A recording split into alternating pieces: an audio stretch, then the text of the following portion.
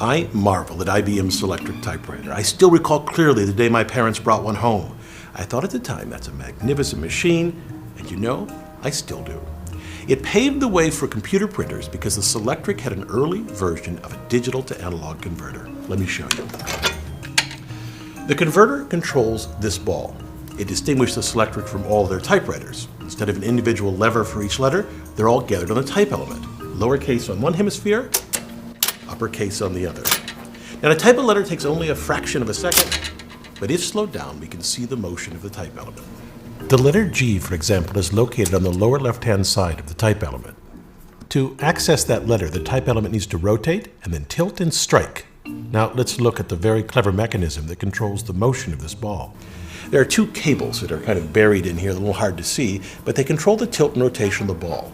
Pull on the top one, and it tilts to one of 4 rows, and pull on the bottom one, and it will make it rotate to one of 22 columns. An amazing mechanical digital to analog converter controls these cables. It's buried in the typewriter. I can just barely see the top of it down here.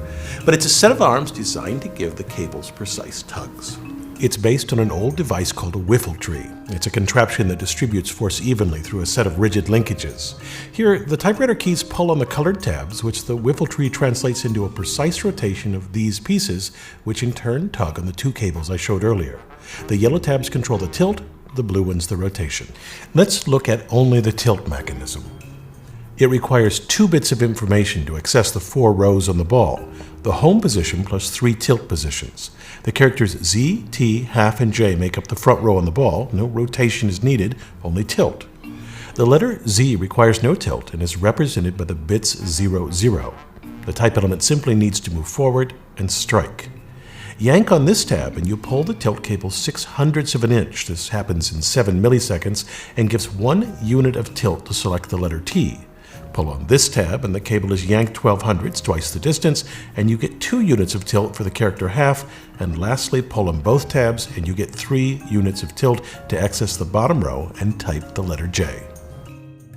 The rotation works the same, but more complex because there are 22 positions.